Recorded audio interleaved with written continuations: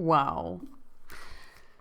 Somehow I had all these videos saved and I pushed a button. I don't have an iPhone or anything, but I pushed command something and they all started playing at the same time. I had to like go through and pause them all. It was so trippy. Spooky, spooky.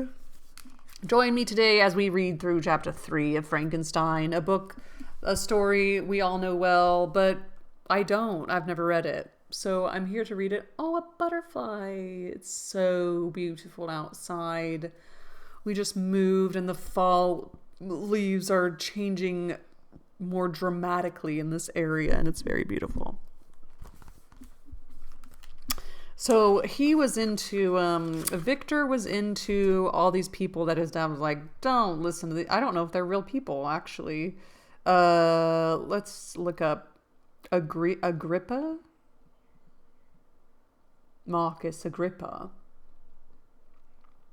63 BC to 12 BC. Wowee. He was just some sort of unknown where he was born, but he died in Italy. Okay.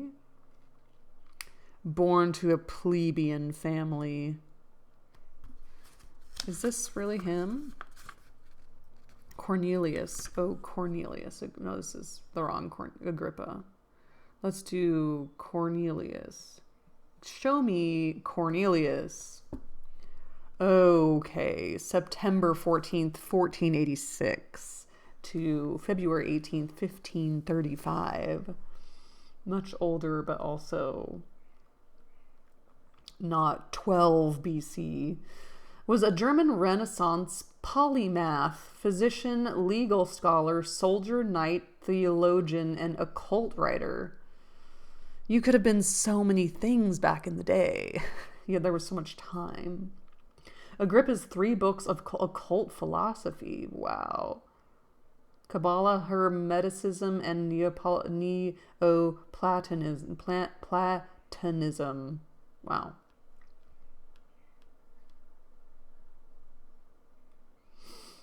It's all nonsense, huh? Yeah, there definitely comes a point in time where you're studying something and then you go, wow, this is like, I'm in the sandbox. I need to get out of the sandbox. All this, I did have a lot of passion for this. I need to get out of the sandbox. And like, I get you. I get you, Victor. Let's do Albertus Magnus. Albertus. We should bring back some of these names. 13th century German Dominican friar, bishop, and pivotal figure in scholasticism, known as Saint Albert the Great.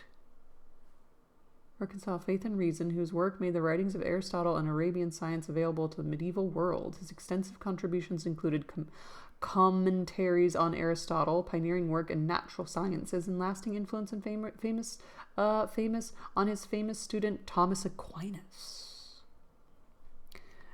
Paracelsus. I just don't know how to say it. See, now Google knows. Look at this guy. Paracelsus. I mean, we know this guy. I feel like he could have been a comedian these days.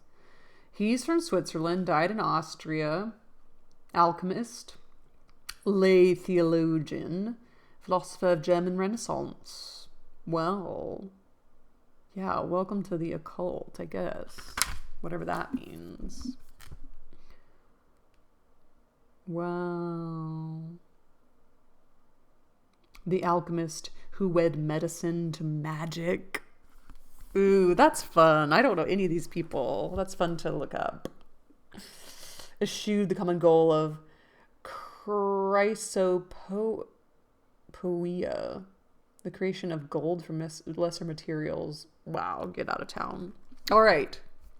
Chapter 3. When I had attained the age of 17, my parents resolved that I should become a student at the University of Ingolstadt. I had hitherto attended the schools of Geneva, but my father thought it necessary for the completion of my education that I should be made acquainted with other customs than those of my native country. I like this family a lot. Travel around Europe and learn other customs and like be familiar with other people's cultures and countries. I dig that. My departure was therefore fixed at an early date, but before the day resolved upon could arrive, the first misfortune of my life occurred, an omen, as it were, of my future misery.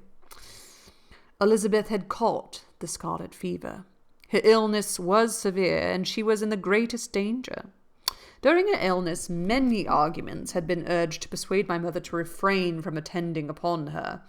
She had at first yielded to our entreaties, but when she heard that the life of her favourite was menaced, she could no longer control her anxiety. She attended her sick bed. Her watchful attentions triumphed over the malignity of the distemper.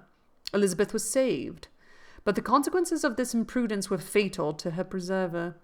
On the third day my mother sickened. Her fever was accompanied by the most alarming symptoms, and the looks of her medical attendants prognosticated the worst event. On her deathbed, the fortitude and benignity of this best of women did not desert her. She joined the hands of Elizabeth and myself. "My children," she said, "my firmest hopes of future happiness were placed on the prospect of your union. This expectation will now be the consolation of your father. Elizabeth, my love, you must supply my place to my younger children. Alas, I regret that I am taken from you, and happy and beloved as I have been, is it not hard to quit you all? But these are not thoughts befitting me. I will endeavour to resign myself cheerfully to death, and will indulge a hope of meeting you in another world." She died calmly, and her countenance expressed affection even in death. I need not describe the feelings of those whose dearest ties are rent by that most irreparable evil. The void that presents itself to the soul, and the despair that is exhibited on the countenance. It is so long before the mind can persuade itself that she, whom we saw every day, and whose very existence appeared a part of our own, can have departed forever, that the brightness of a beloved eye can have been extinguished, and the sound of a voice so familiar and dear to the ear can be hushed, never more to be heard. These are the reflections of the first days, but when the lapse of time proves the reality of the evil, then the actual bitterness of grief commences. Yet from whom has not that rude hand rent away some dear connection? And why should I describe a sorrow which all have felt and must feel? The time at length arrives when grief is rather an indulgence than a necessity, and the smile that plays upon the lips, although it may be deemed a sacrilege, is not banished. My mother was dead, but we had still duties which we ought to perform. We must continue our course with the rest, and learn to think ourselves fortunate whilst one remains whom the spoiler has not seized. My departure for Ingolstadt, which had been deferred by these events, was now again determined upon. I obtained from my father a respite for some weeks. It appeared to me sacrilege so soon to leave the repose, akin to death, of the house of mourning, and the rush into the thick of life. I was new to sorrow, but it did not the less alarm me. I was unwilling to quit the sight of those that remained to me, and above all I desired to see my sweet Elizabeth in some degree consoled. She indeed veiled her grief, and strove to act the comforter to us all. She looked steadily on life, and assumed its duties with courage and zeal. She devoted herself to those whom she had been taught to call her uncle and cousins. Never was she so enchanting as at this time, when she recalled the sunshine of her smiles and spent them upon us. She forgot even her own regret in her endeavours to make us forget. The day of my departure at length arrived. Clerval spent the last evening with us. He had endeavoured to persuade his father to permit him to accompany me and to become my fellow student, but in vain. His father was a narrow-minded trader, and saw idleness and ruin in the aspirations and ambition of his son. Henry deeply felt the misfortune of being debarred from a liberal education. He said little, but when he spoke, I read in his kindling eye and in his animated glance a restrained but firm resolve not to be chained to the miserable details of commerce. We sat late. We could not tear ourselves away from each other, nor persuade ourselves to say the word farewell. It was said, and we retired under the pretence of seeking repose, each fancying that the other was deceived. But when at morning's dawn I descended to the carriage, which was to convey me away, they were all there. My father again to bless me, Clerval to press my hand once more, my Elizabeth to renew her entreaties that I would write often, and to bestow the last feminine attentions on her playmate and friend. I threw myself into the chaise that was to convey me away and indulge in the most melancholy reflections. I, who had ever been surrounded by amiable companions, continually engaged in endeavouring to bestow mutual pleasure, I was now alone. In the university whither I was going, I must form my own friends and be my own protector. My life had hitherto been remarkably secluded and domestic, and this had given me invincible repugnance to new countenances. I loved my brothers, Elizabeth and Clerval. These were old familiar faces, but I believed myself totally unfitted for the company of strangers. Such were my reflections as I commenced my journey, but as I proceeded, my spirits and hopes rose. I ardently desired the acquisition of knowledge. I had often, when at home, thought it hard to remain during my youth cooped up in one place, and had longed to enter the world, and take my station among other human beings. Now my desires were complied with, and it would indeed have been folly to repent.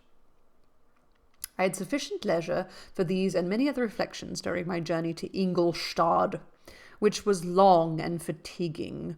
At length the high white steeple of the town met my eyes. I alighted and was conducted to my solitary compartment to spend the evening as I pleased. The next morning I delivered my letters of introduction and paid a visit to some of the principal professors.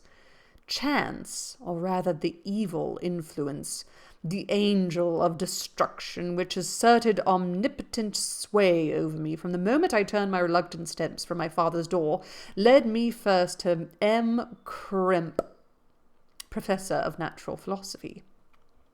He was an uncouth man, but deeply imbued in the secrets of his science. He asked me several questions concerning my progress in different branches of science, appertaining to natural philosophy. I replied carelessly and partly in contempt, mentioned the names of my alchemists as the principal authors I had studied. The professor stared. "Have you," he said, "really spent your time in studying such nonsense?" I replied in the affirmative. "Every minute," continued Mr. Krempe with warmth, "every instant that you have wasted on those books is utterly and entirely lost. You have burdened your memory with exploded systems and useless names.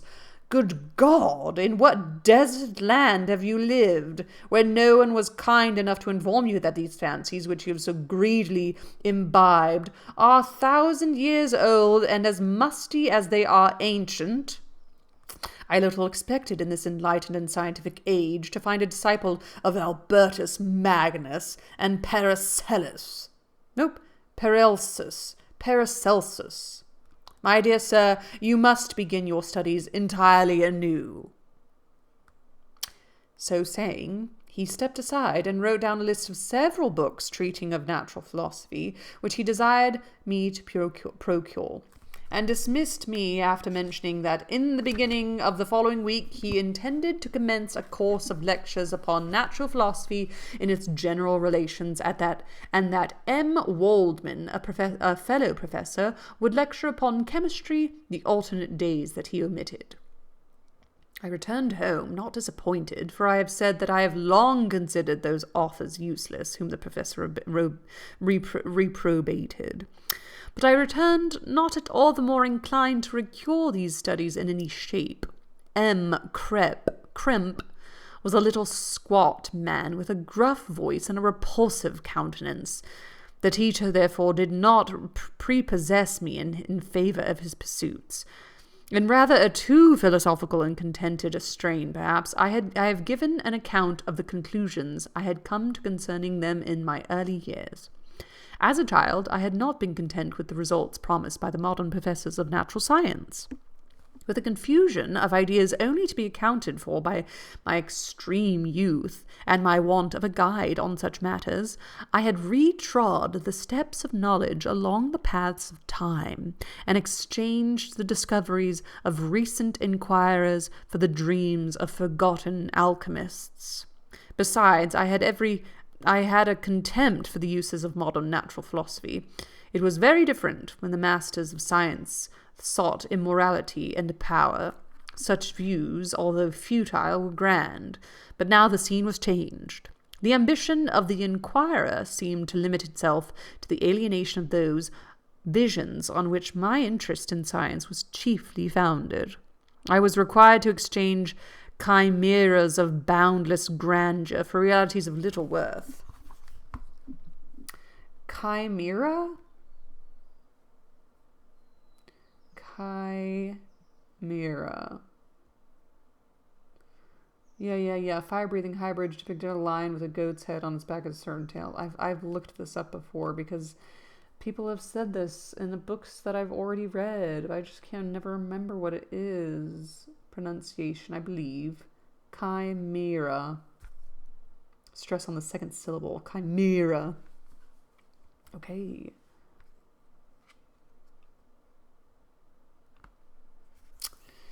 Doopy-doo. Chimera. We're falls in the dream of forgotten alchemist was a grandeur little worth. Required to exchange chimeras. I was required to exchange chimeras of boundless grandeur for realities of little worth. Such were my reflections during the first 2 or 3 days of my residence at Ingolstadt, which were chiefly spent in becoming acquainted with the localities and the principal residences in my new abode. But as the ensuing week commenced, I thought of the information which M. Kremp had given me concerning the lectures, and although I could not consent to go and hear that little conceited fellow deliver sentences out of a pulpit, I recollected that he had said of what he had said of M. Waldman, whom I had never seen, as he had hitherto been out of town. Partly from curiosity and partly from idleness, I went into the lecturing room, which M. Waldman entered shortly after. This professor was very unlike his colleague. He appeared about 50 years of age, but with an aspect expressive of the greatest benevolence. A few grey hairs covered his temples, but those at the back of his head were nearly black.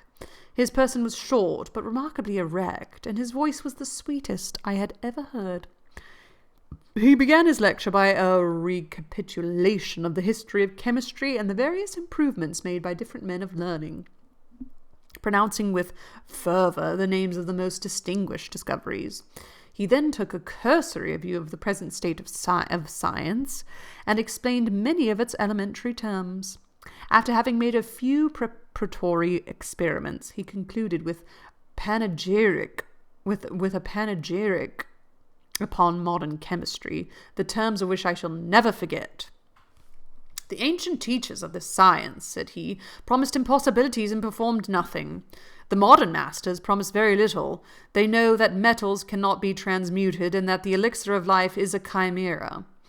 But these philosophers, whose hands seem only made to dabble in dirt, and their eyes to pore over the microscope or crucible, have indeed performed miracles. They penetrate into the recesses of nature, and show how she works in her hiding places.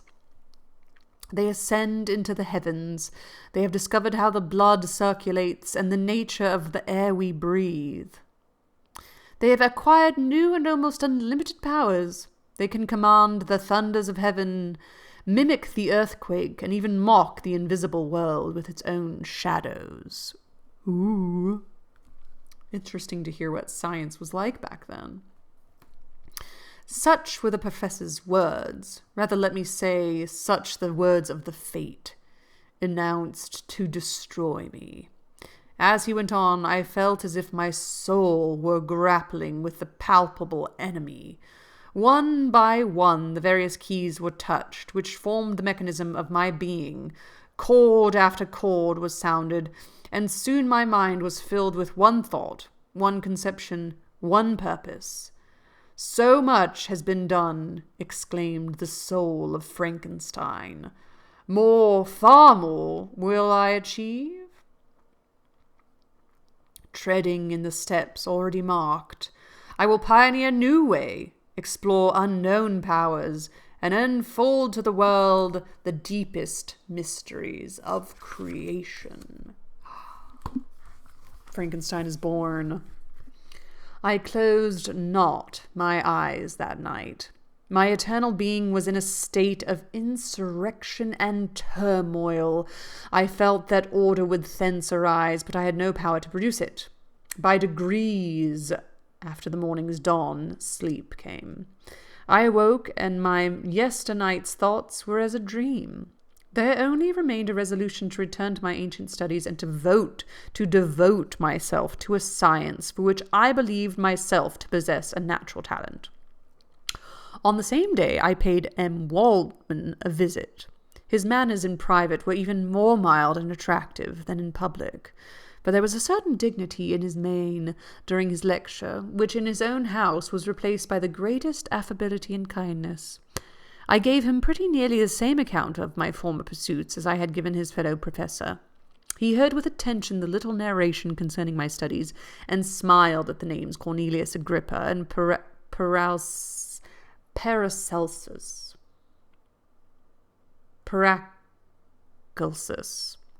but without the contempt that M. Krempe had exhibited. He said that these were men whose indefatigable zeal modern philosophers were indebted for most of the foundations of their knowledge.